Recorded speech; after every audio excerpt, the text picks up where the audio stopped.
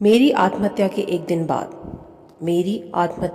दिन बाद मुझे अपनी माँ से प्यार हो गया जब मैंने उनको अपने कमरे के फर्श पर मेरी फ़ोटो के पास मेरी खून से सनी कमीज को सीने से लगाए देखा।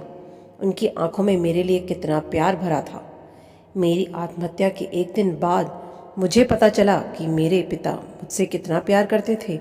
कितना मुश्किल था यह। उदासी भरे माहौल में आंखों में आंसू भरकर वह कह रहे थे कि उनको मुझ पर अभिमान था और मैं दूसरों के लिए बेहद संवेदनशील बच्चा था।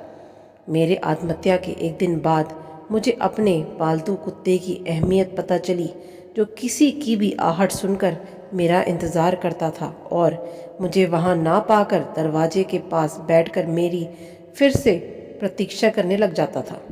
मेरी आत्महत्या के एक दिन बाद मुझे अपने भाई बहनों से प्यार हो गया, जो कमरे में बैठकर क्षुपूरित नेत्रों से उस बचपन को याद कर रहे थे जब हम साथ खेला करते थे। कितना सुंदर समय था वह।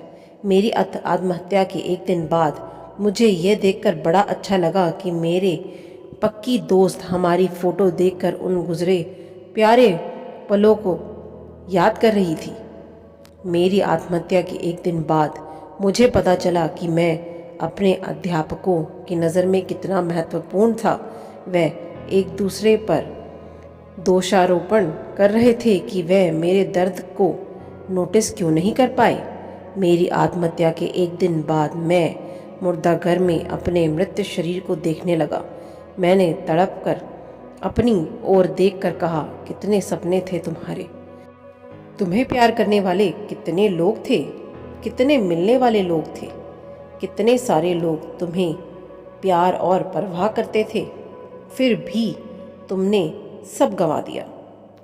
तुम्हें अपने प्राण लेने के लिए कितनी हिम्मत करनी पड़ी होगी।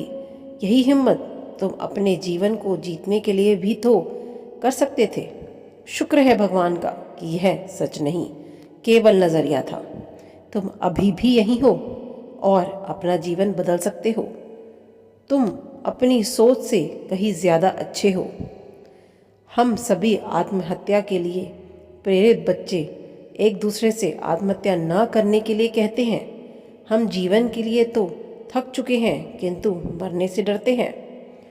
लेकिन चाहे कितना भी मुश्किल समय हो, यह गुजर ही जाएगा।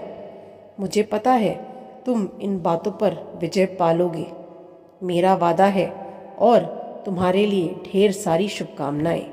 कुछ भी ऐसा सोचने से पहले उन लोगों के बारे में ज़रूर सोचना जो तुमको प्यार करते हैं।